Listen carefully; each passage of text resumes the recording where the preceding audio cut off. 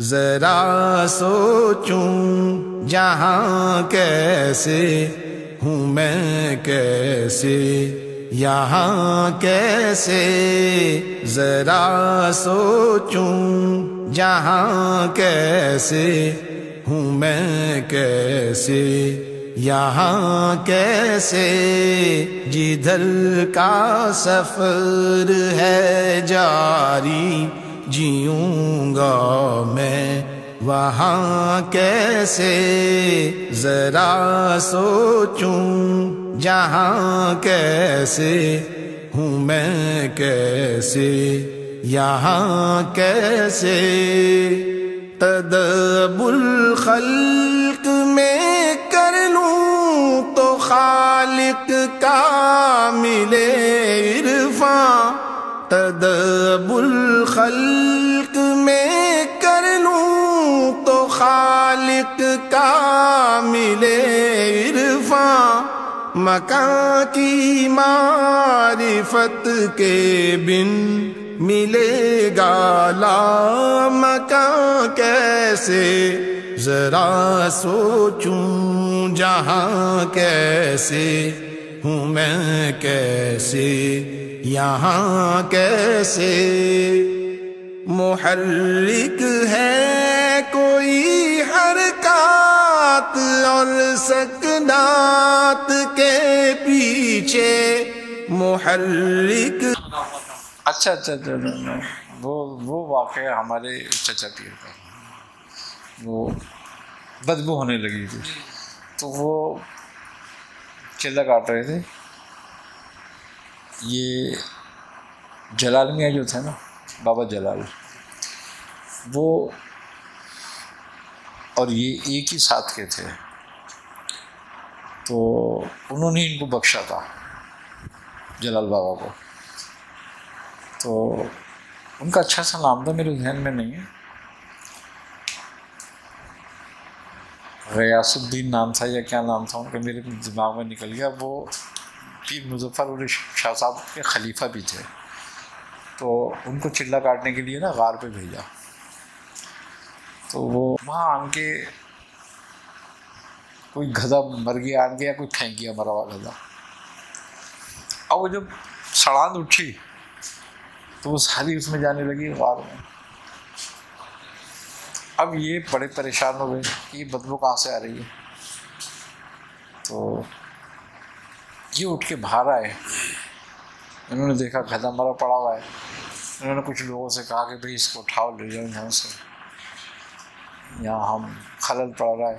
अच्छा, वो गांव जो था ना, वो गांव ऐसे ही था जैसे ये भाभी किस्म के लोग नहीं होते। तो उन्होंने कहा अच्छा भाई इसके चिल्ले में फ़र्क आ रहा तो ये और ला के डाल देंगे यहाँ पे, कोई मर जाए तो यहीं ला के डालो सारे। तो उन्होंने उठाया नहीं, ये बहुत परेशान हो गए। सुबह को फिर उन्होंने कहा कि देखो तुमने उठाया नहीं यहाँ से। हमने कहा हजरत कुछ पैसे दे दो, हम उठा देते हैं। अब उन्होंने कहा पैसे तो नहीं है हमारे पास। उन्होंने कहा फिर पड़ा तुम खुद उठा लो भाई उसे। हम खुद उठा लें? कहने लगे हाँ। अच्छा हम उठा देते हैं। तो उन्होंने उठा के उसके एक लात मारी, कहने खड़ा हो यहाँ से, कहीं और जाके मर। गधा कूट के चल दिया।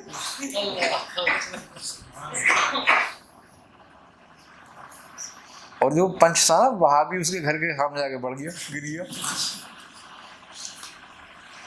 उसने आन के इनसे माफी मांगी, वरना गधा किसी ने उठ रहा था। वो सारा गांव लग गया उसको उठाने के लिए, गधा नहीं उठता किसी से, और उसकी बदबू सारे घर में फैल गई।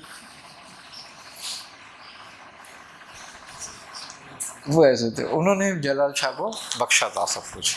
जब इसी चिल्ले के बाद ना उनकी हालत ख़राब हो गई थी, फिर तबीयत बिगड़ गई उनकी। तो जब वो हुआ तो ये जलाल शाह जो थे ना, ये बेसिकली मुफ्ती थे और शेखुल हदीस थे ये। हाँ, तो ये शेखुल हदीस थे। तो फिर मुजफ्फर शाह साहब के पास ही आए, क्योंकि वो जो थे ना, वो ज़रा उनके मामलात ऐसे थे कुछ थोड़े से। अब उनका हाल क्या था, वो क्या कहते, अब वो कव्वाली नहीं सुनते थे। अब वो कहते कि जाओ यार देखो कि कौन सी जो ऐसी है ना औरत गाने वाली जिसके बहुत अच्छे गाती है, उसको लेकर आओ। और वहाँ मुजरे होते। तो अब सारा गांव तो नहीं जानता था, तो कोई उनसे बोलता नहीं था कुछ। अब ये आए वहाँ मुफ्ती हो गए नए नए, ये उनसे उलझ पड़े कि ये क्या करते हैं। अच्छा, तो उन्होंने कहा कि बाबा, एक दिन कहने लगे ये सब गैर शरई है और ये हराम है और ये है और वो। बाबा जो एक आदमी की आदमी की बात होती है, उन्होंने उनको कहा, तनकीद करी। उन्होंने कहा अच्छा भाई मौलवी तुझे बुरा लगता है, छोड़ देते हैं। तो ये जलाल बाबा किस्सा सुनाते थे। तो कहने लगे मैं ये कहता था, सोचता था कि यार ये ऐसा गैर शरई आदमी है, इसका हालत ये है, और लोग इसकी कितनी वो करते हैं कि ये इसको खुदा बना रखा है उन्होंने, और बड़ी वो करते हैं। तो वो कहने लगे कि एक दिन मुजरा हो रहा था। अब देखो मज़े की बात, तो ये लोग इनसे कहने लगे कि वो मुफ्ती साहब आ रहे हैं रुकवाने के लिए ना, कुछ लोगों को साथ लेके। तो अरे कहने लगे आने दो, मौलवी भी नाचेगा।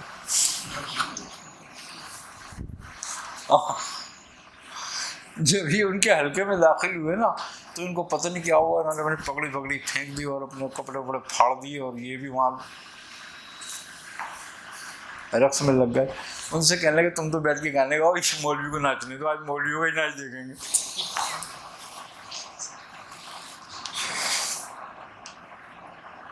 अब ये आधी रात तक पूरा जो है ना वजद में रहे। उसके बाद ये पैरों में गिर कर रोने लगे कि मुझे माफ़ कर दो। मैंने कहा मौलवी आज तो तूने अच्छा काम किया, आज क्या माफ़ी है? आज माफ़ी मांगने की क्या जरूरत है भाई? कहने लगे नहीं बस मुझे माफ़ कर।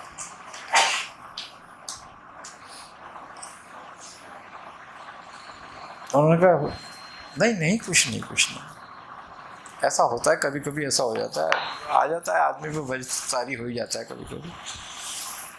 तो कहने लगे नहीं हजरत बस मुझे माफ़ करें आप पहले।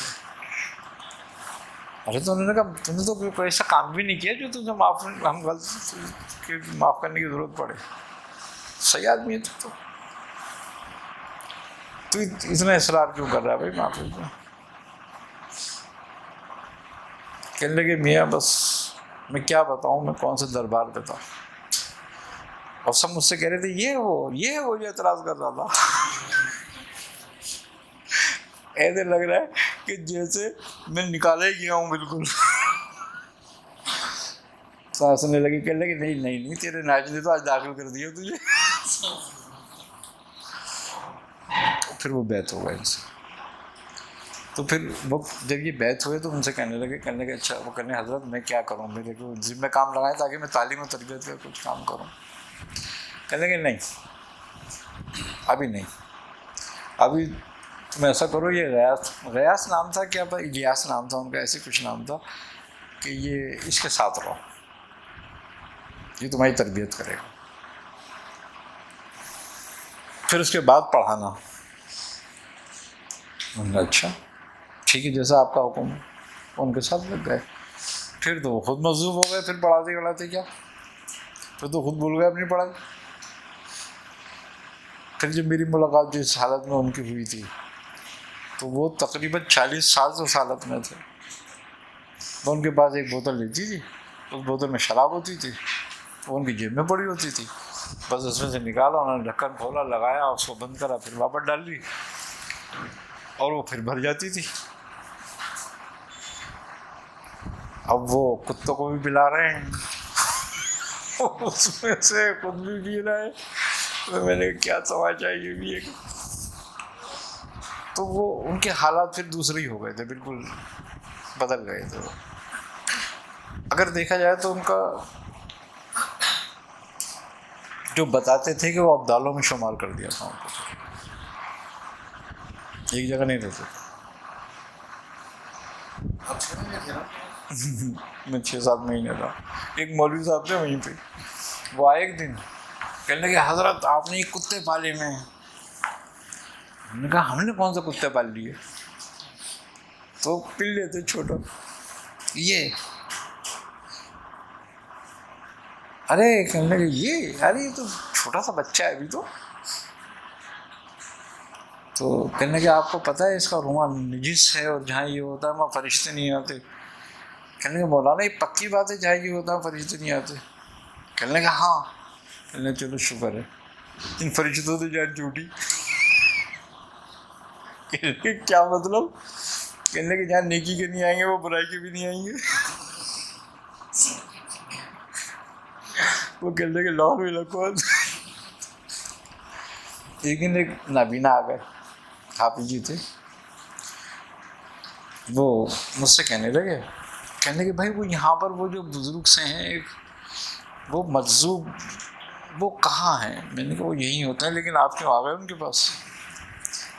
कहने लगे ज़रा मुलाकात करनी थी उनसे, उनके बारे में कुछ सुना है मैंने कहा अच्छा भाई सुना है तो मिल लो फिर तुम, देखो अभी क्या होता है। मुलाकात हुई उनसे, उनकी बड़ी बिठाया इज्जत से हाफिज जी को, हाफिज जी बैठो। हाफिज जी बैठ गए। तो रहते वो यहाँ थे इसमें हाफिज जी मूसा कॉलोनी में। तो कहने लगे हाफिज जी क्या हुआ, खैरियत, कैसे आए? कहने लगे बस राह-ए-लिल्लाह के लिए आए हैं। कहने लगे राह-ए-लिल्लाह के लिए? कहने लगे हाँ। अच्छा तो कहने लगे हमारे पास अल्लाह की राह का? अरे कहने लगे हजरत आप क्यों ऐसी बातें कर रहे हैं, मैं तो आपके ज़रिए अल्लाह तक पहुंचना चाहता हूँ। अच्छा। कहने लगे एक बात बताओ। कहने लगे क्या? कहने लगे आपकी आंखों को क्या हुआ? अरे कहने लगे बचपन में चेचक निकली थी तो वो आंखों में भी निकल आई थी। कहने लगे अच्छा, चेचक क्यों निकल आई थी? कहने लगे अल्लाह की मर्जी।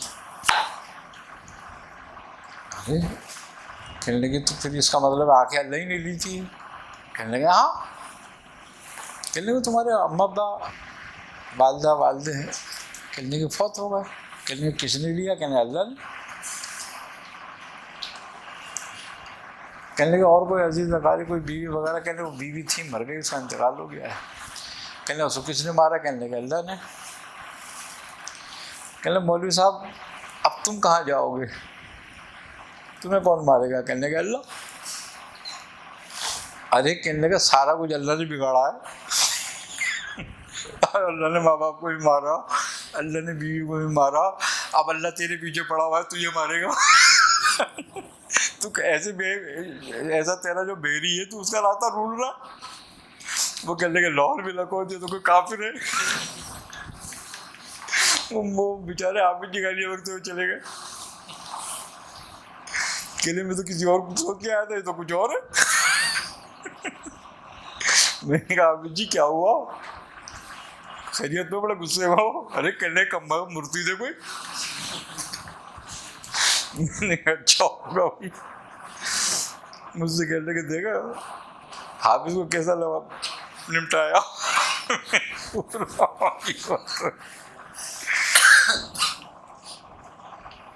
मेरी मुलाकात हुई कोई 12-13 साल के बाद हाफिज जी के अचानक मैं पहचान गया। मैंने कहा ये तो वो हाफिज। मैंने सलाम करा तो कहीं आए हुए थे, वो कोई तकलीफ थी, वहाँ मुलाकात हुई थी। मैंने कहा मैंने हाफिज जी क्या हाल है? कहने भैया कौन? मैंने कहा तुमने मुझे तो नहीं पहचाना होगा, मैं तुम्हें पहचान लिया। कहले क्या हुआ? मैंने कहा तुम आए थे बाबा जलाल के पास? अरे हाँ हाँ हाँ मियाँ साहब के पास में आया था, बाबा जलाल मियाँ के पास। तो मैंने कहा तुम्हारी मेरे से तो मुलाकात हुई थी? अच्छा अच्छा अच्छा अच्छा अच्छा। अरे उन्होंने मेरा हाथ पकड़ के चूमने लगे। मैंने क्या हुआ, खैरियत तो है? कह रहे आज मैं जो भी कुछ उन्हीं की वजह से हूँ। मैंने कहा खैरियत? कह रहे हाँ मियाँ बस क्या बताऊँ मैं, उस दिन तो बड़ा हुआ और मैं आ गया घर। तो उस दिन रात को मैं क्या देख रहा हूँ कि मियाँ जलाल बैठे हुए और दरगबार गौसियत लगा हुआ है, और वहाँ फरमा रहे हैं कि मियाँ ये जो है आज मेरे पास आए थे, लेकिन ये मुझे बदनाम कर दे तो मैंने इनको भगा दिया वहाँ से, इन पर कुछ करम फरमा दें। तो मुझे इजाज़त मिली किसी इस्म की कि ये पढ़ा करो तुम्हारा मकसद पूरा हो जाएगा। बोले बस मैंने जब से पढ़ना शुरू किया और आज तक मैं भी पढ़ता हूँ। बड़े लोग उनके मुरीद थे, मानने वाले थे, तो बस सारा फैज़ उसी से हुआ मुझे। फिर मुझे किसी घर पे नहीं जाना पड़ा। तो मैंने कहा सही है भाई, ये भी खूब बात रही, तुम वहाँ से तुम्हें क्यों भगा दिया था? कहने लगे मियाँ तुम तो उनकी सोबत में बहुत रहे हो। मैंने कहा नहीं मैं ज़्यादा तो नहीं रहा, 5-6 महीने ही रहा हूँ मैं भी। अरे तो कहने लगे हम तो एक ही दिन थे, तो तुम कहाँ हो आजकल? अरे मैंने कहा ये हाफिज जब गले ना पड़ जाएंगे। मैंने कहा हाफिज जी मेरे को ठिकाना नहीं है, कभी कहीं आज तकरीब में आ गया हूँ, लिहाजा तो अपने काम में लगे रहो बस, अल्लाह अल्लाह खैर सल्ला। फिर मैं चुपचाप उठ के आ गया। मैंने कहा कोई देखेगा तो बताएगा कि मैं वहाँ रहता हूँ या हाफिज जी पे वहीं पहुँच जाएंगे। उस ज़माने मैं अपने काम में लगा हुआ था, मैंने कहा तंग करेंगे, फिर मैं आ गया। तो ऐसा फेस था उनका। अब बात यही है भाई, बस वो बड़े बुजुर्ग कहते हैं ना कि जिसे गमे जाना होता है फिर उसे गमे दुनिया नहीं होता। सीधी बात तो ये है, फिर वो दुनिया से आज़ाद हो जाता है। तो वो बिल्कुल आज़ाद थे। फिर वो सोबत के अंदर उनके साथ क्या मामला आपके साथ खास? असल में कुछ असबाक थे जो उनके ज़रिए पूरे करने थे, तो वो बस वो असबाक रहे। ज़ाहिरी हालात उनके बहुत ही अजीब से थे और वो अजीब मामलों में रखते थे, लेकिन बहरहाल रूहानी मामला उनके जो थे ना बहुत आला दर्जे के, तो वो उसमें वो रखते थे। और बहुत सारे मामला थे, रूहानी मामला तो बहुत रहे, और उनकी बदौलत बहुत लोगों से मुलाकात भी हुई, बहुत लोगों से शनासाई भी हो गई। 13वीं शब का क्या वाक़या है? 13वीं शब का क्या वाक़या है? चांद की 13 तारीख का। उनकी सोबत असल में बहुत अरसे उनके ना पीछे पड़ा रहा है इस बात के लिए कि हज़रत ख्वाजा खज़र से जो है ना कोई राब्ता हो जाए, कोई ज़ियारत हो जाए। तो एक दिन वो मुझसे कहने लगे अच्छा जब चांद की 13 तारीख आए ना फिर मुझे बताना।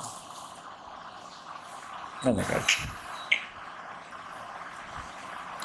खैर साहब चांद की 13 तारीख आई, मैंने उनसे कहा, मैंने कहा ऐसे बात।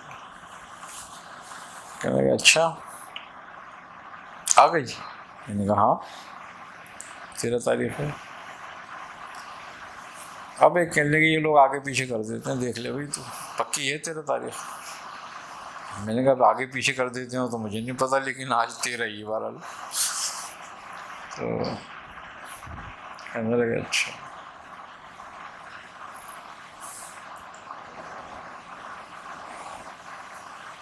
तुझे मैं एक बात बताता हूँ, वो करियो। अरे मैंने कहा मियाँ पढ़ाइयाँ तो मैंने बहुत करी हैं,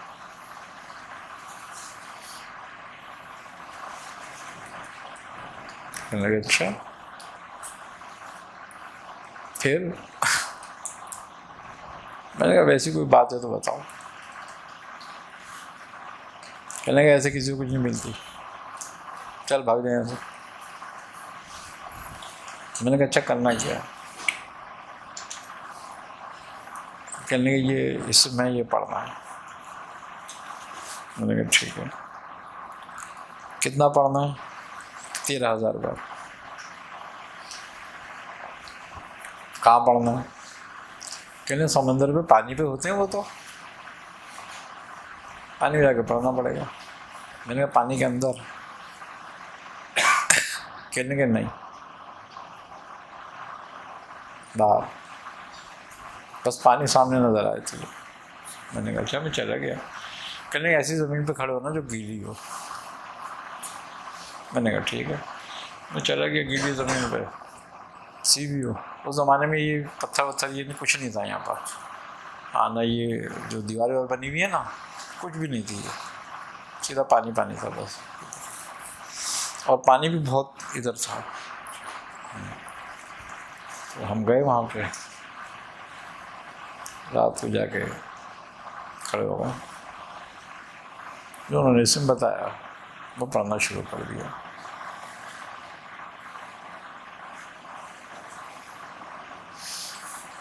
अब जो पढ़ना शुरू करा, मैं आधे पे पहुँचाऊँगा, ये आधे से कुछ ज़्यादा हुआ। भाई एक कुछ पठान आ गया बेचने वाला।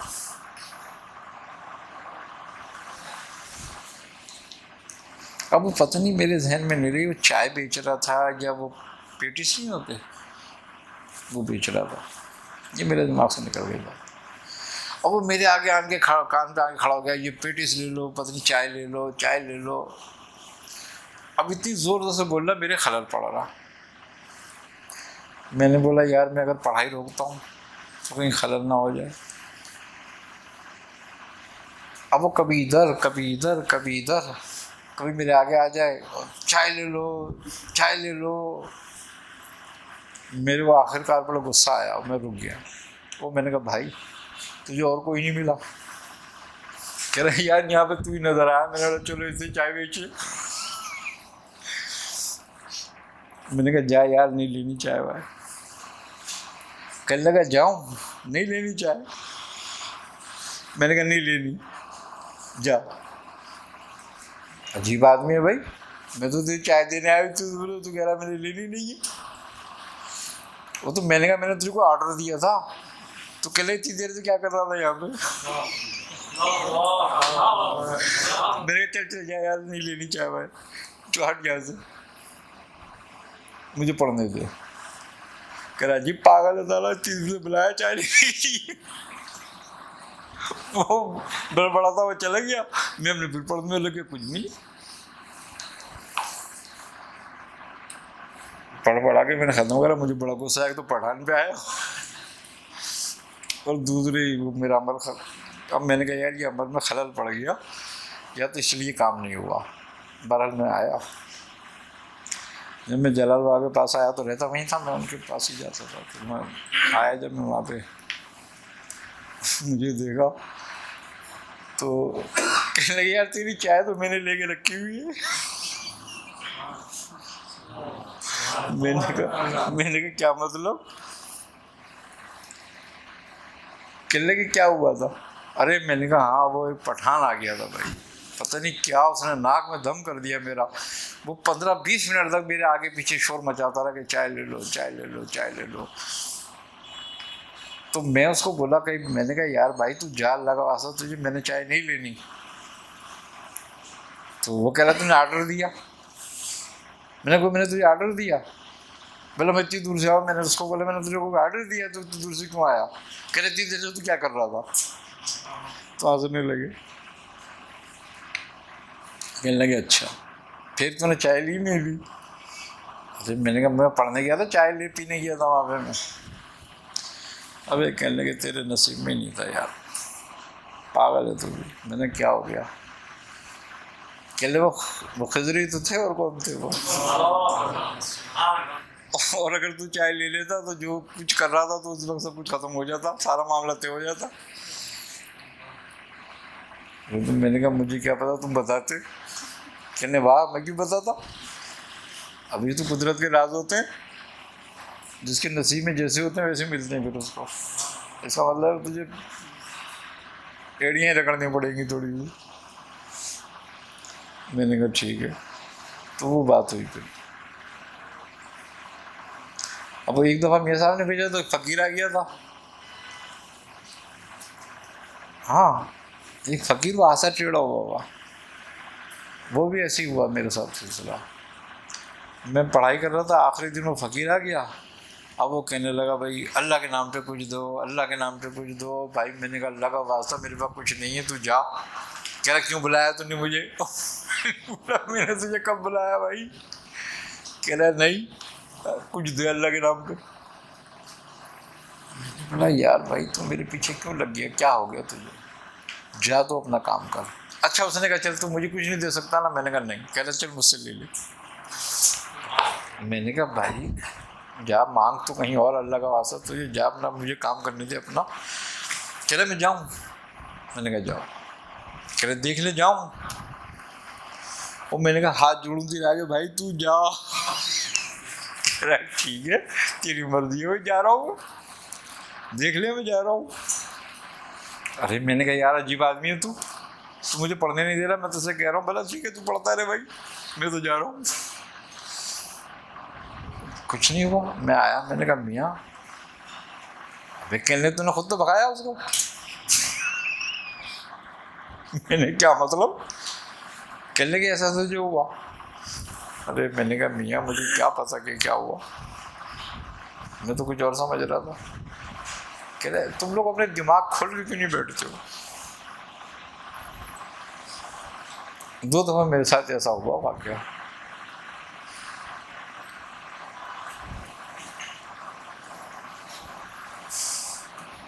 वो तो मेरे पूरा चिल्ला काटा था, आखिरी दिन हुआ था मेरे साथ। फिर उसके बाद जो है ना मियाँ साहब ने मुझे वहाँ भेजा था, वो जो मजदूर थे ना कि तू कौन, उनके पास। फिर उन्होंने मुलाकात कराई, वो भी ऐसे ही थे। बहरहाल ये है कि ये चीज़ें जो है ना बस नसीब से हाथ आती हैं। लेकिन बात यह है कि बड़े बुजुर्ग कहते हैं किसी को हकीर मत समझो।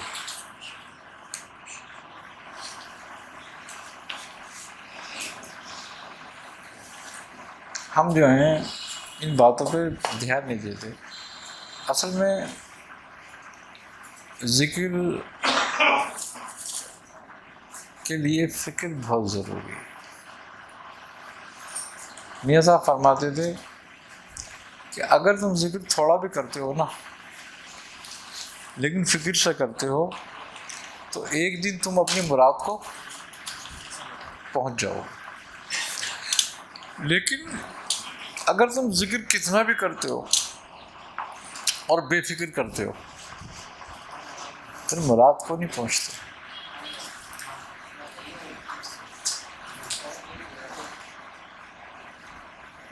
हम इस बात का ख्याल नहीं करते। जिक्र और फिक्र 3 हालतें हैं उसकी। एक हालत ये है कि अपना मुहासबा रखना,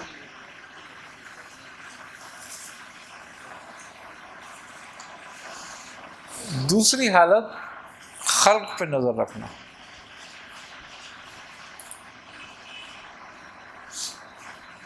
और ये ज़रा मुश्किल काम हो जाता है थोड़ा सा।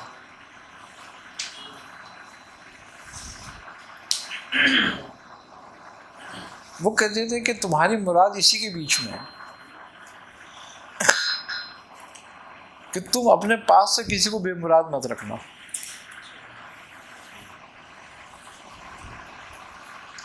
यानी कहते थे सलूक 3 हिस्सों पर है। एक हिस्सा इबादत, दूसरा हिस्सा अताअत और तीसरा हिस्सा खिदमत खल्क। बोले इसमें चौथी कोई बात नहीं है।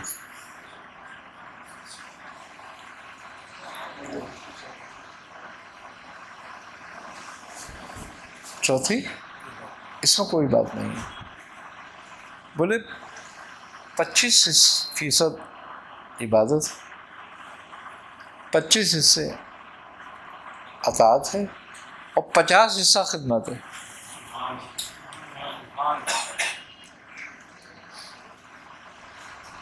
अपने ऊपर अताअत को लाजिम करो।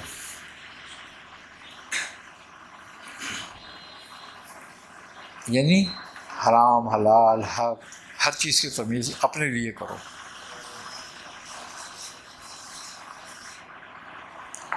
इबादत उसके हक के मुताबिक करो।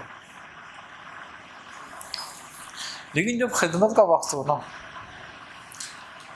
तो फिर कोई तकाबुल नहीं करो।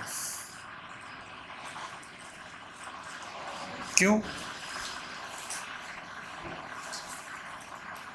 कि ये तौहीद अक़बाली है। जो मालिकुल मुल्क है, जो बादशाह है, जब वो कहता है कि अल्हम्दुलिल्लाह रब्बिल आलमीन, तो फिर तू कौन होता है फ़र्क करने वाला खिदमत में? लेकिन जहाँ तू कहता है सिरातल लज़ीना अनअमता अलैहिम मा अताअत है,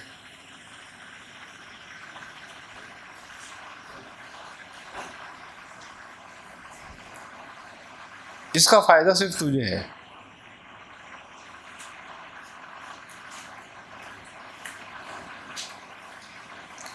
गुनाह से बचने के लिए कभी ये मत सोचना कि ये छोटा है या ये बड़ा है।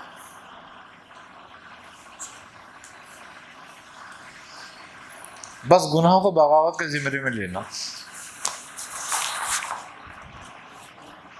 कि गुनाह जो है वो मालिक से बगावत है।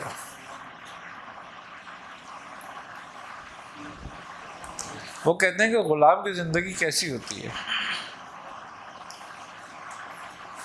जो मालिक दे वो खाए, जो मालिक दे वो पहने, जब मालिक की मर्जी हो सोए, जब मालिक की मर्जी हो खिदमत करे। तेरी अपनी अगर मर्जी तूने ख़त्म कर दी क्या, तो तू अताअत में आ गया। और जब तक तू अपनी मर्जी पर है तो तू अताअत में नहीं है।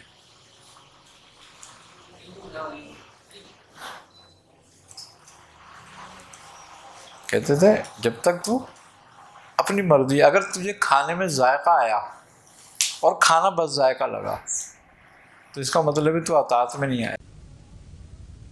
दिल में उतरते हर्फ से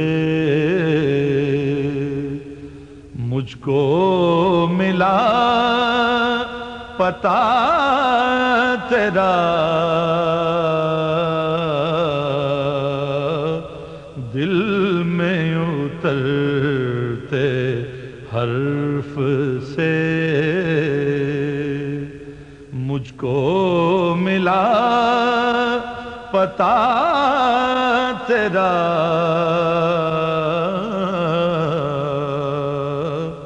मोजिज़ा हुस्ने सौत का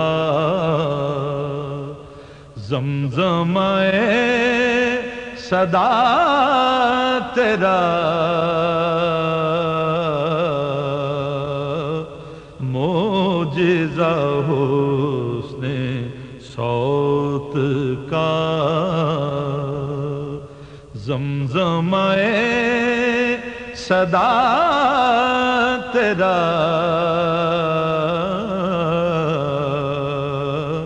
दिल में उतरते हर्फ से जान तेरी सर बसर जमाल, दिल तेरा